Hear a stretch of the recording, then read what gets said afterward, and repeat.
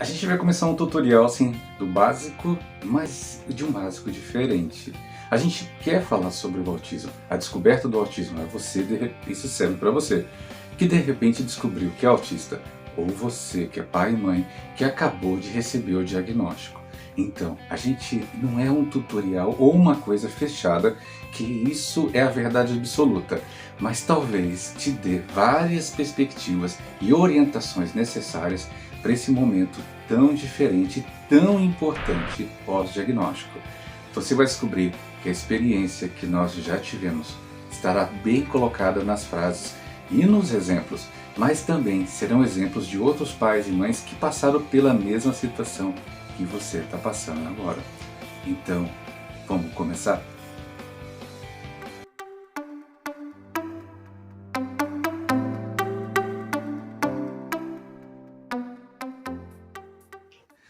Gente, meu filho e minha filha são autistas, todos sabem, mas a gente teve diagnósticos de formas diferentes. Meu filho foi um pouco mais tardio, provavelmente com 6, 7 anos, mais ou menos, quando a gente conseguiu fechar o diagnóstico.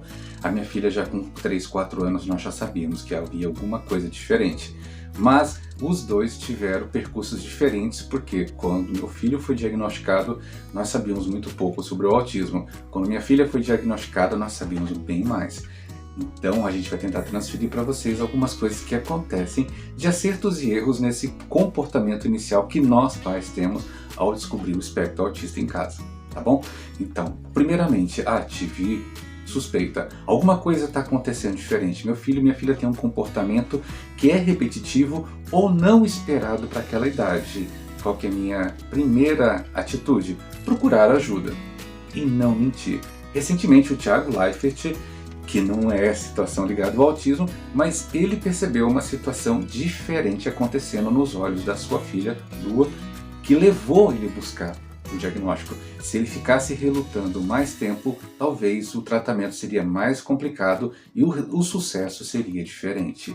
Então, perceber, não acredite que isso é neurose ou que você está ficando louco ou louca por causa disso. E nem tampouco o pai fique colocando na cabeça da mãe que ela está vendo coisa. Porque talvez ela vê a criança mais vezes do que você e ela percebe que comportamentos diferentes estão acontecendo. Quer ver um exemplo disso? É quando você manda seus filhos para a casa dos avós. Quando eles voltam, você logo de cara percebe que eles cresceram. Por quê? Você convive com eles o tempo inteiro. Aquela diferença de altura ou estatura, ou que algo mudou no rosto, o nariz cresceu, o queixo estendeu, você percebe que alguma coisa mudou, porque você tem contato diário e aquilo choca, porque é diferente. É assim que você deve perceber o autismo, situações que não eram comuns, que passaram a ser comuns no dia a dia. Então, andar na ponta dos pés, toda criança normotípica tende a fazer isso, mas se isso se persiste por muito tempo, é um comportamento diferenciado. Se a criança de repente não responde a você à medida que você a estimula, isso também pode ser um comportamento normal, mas se isso persiste, a gente precisa procurar ajuda. Sim, fomos procurar ajuda, tivemos o diagnóstico. Alguém falou para mim que realmente meu filho e minha filha é autista. Então agora o que eu vou fazer? Eu vou para a internet procurar autistas que são famosos. Quase todo pai e mãe fez isso, hein? Então te dá uma dica, você está indo para o lado errado. Então, procurar situações de conforto não vai te ajudar. Na verdade, você tem que caminhar para o outro lado. Você encarar a realidade e procurar saber muito mais sobre o conteúdo e não situações que vão te dar aquele afago. Tô sendo duro? Talvez, gente. Mas aqui está a experiência nessa fala, não só do Alexandre, mas de vários pais e mães que passaram por isso, que caminharam para esse lado e passaram muito tempo aqui. E nesse caminho aqui você se sente confortável, porque aqui todos os seus medos, suas angústias, ansiedades e até os seus projetos estão para esse lado. Porque você jogou muitos projetos nessa criança e você de repente espera que esteja enganado, que o médico está mentindo, que ele ou ela está equivocado sobre o diagnóstico. Caminhar por lá de cá é confortável, caminhar por lá de cá a gente sabe o quanto é duro, mas depois é mais reconfortante.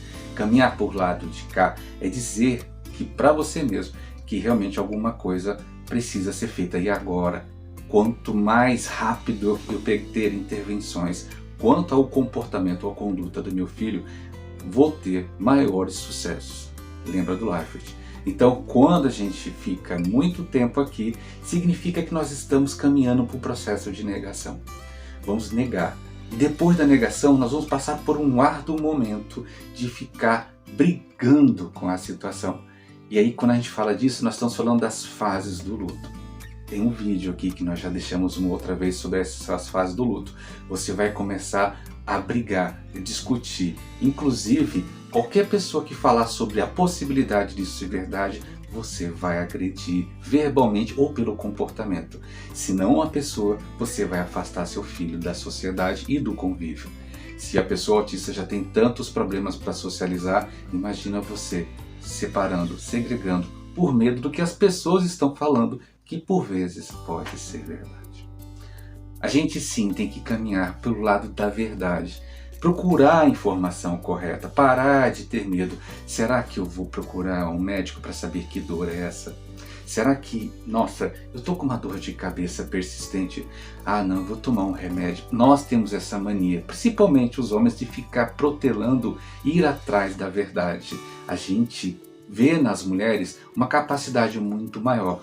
Então, quando você chega nas clínicas e locais onde há terapia, você não assuste ao perceber que 80% ou 90% das pessoas que estão ali acompanhando o seu filho, sua filha, são mães. E aí não vou mentir para você, a chegada de uma criança com uma característica ou uma necessidade especial, toda criança é especial, mas essa que chegou precisa bastante da sua atenção, acaba gerando um outro conflito onde o pai vaza. Então, nossa sociedade machista prepara para o pai para que ele possa gerar filhos e não cuidar deles. A expectativa, a verdade bater na porta de uma criança que vai precisar muito mais dele e de maturidade, em que ele talvez vai ter que abdicar da infantilidade de estar ausente, faz com que ele vá embora. Grande parte das mães de crianças autistas passaram por divórcio. Muitas vezes não por culpa do autismo, mas a situação em que os pais não abraçaram junto acabam levando aquilo que já era um relacionamento frágil a ruir. E assim vai. Não vai ser diferente. E aí você, estando com seu filho ou sua filha, separado ou não, com uma pessoa, um companheiro ou um novo companheiro ou uma nova companheira, você vai ter que tomar as rédeas da vida do seu filho e da sua filha. A prioridade é investir, mas investir não está ligado ao financeiro, investir em estímulos. Se você quer uma dica desse pai, estimule seu filho, sua filha, excesso, coloque bastante estímulo, leve para brincar, não esconda. Muitos pais acabam escondendo seus filhos em casa porque acham que as outras criancinhas vão rir dele ou dela. As crianças têm uma capacidade muito grande de poder acolher a criança que é diferente. Sabe por quê? Porque hoje, essa geração que vem da turma Z e Alpha, que são as novas gerações agora, elas estão muito mais preparadas para o diferente.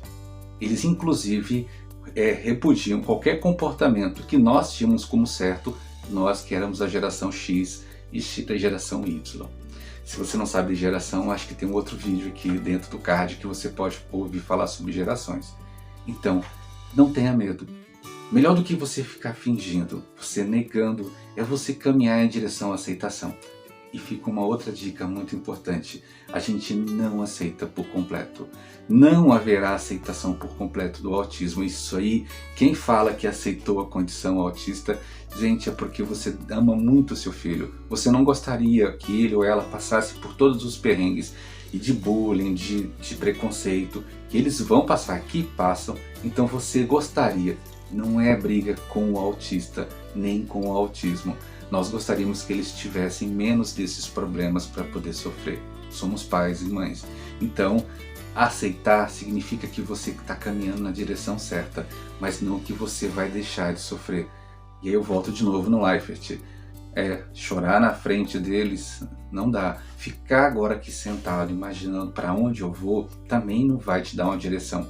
É preciso caminhar, nem que seja engatinhando. Essa é uma frase, se eu não me engano, de Madre Teresa. E a gente, quando observa essa frase dela, em que eu vou nem que seja engatinhando. Não sabe para onde ir? Vá na direção certa, nem que seja devagar. A gente sabe a realidade das pessoas quanto ao acesso à condição de saúde e locais onde fazer terapia. Então, enquanto você não tem a situação perfeita, trabalhe o imperfeito. Tudo o que você puder fazer. Ah, mas você que está fazendo isso com sua filha enquanto eu não tenho terapia, eu preciso de repente procurar fazer tudo o que eu puder fazer, como se fosse uma criança que não tivesse nenhum tipo de comportamento diferenciado. E aí você vai perceber que o autismo e o autista são coisas diferentes. E o autista é seu filho. O autismo é aquilo que você vai lutar todos os dias para que ele não seja maior do que o autista, que é seu filho e sua filha. E aí você vai entender muito rápido que aquele tempo que você perdeu na internet procurando sobre autistas famosos, você poderia ter gasto na direção de cá, tentando fazer o seu filho famoso. Tudo bem? Então talvez tenhamos explicado a grosso modo, mas voltaremos para conversar um outro momento. Aproveito, peço para que você siga o nosso canal, se inscreva.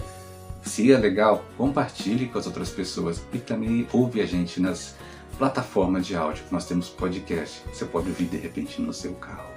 Tá bom? Até a próxima.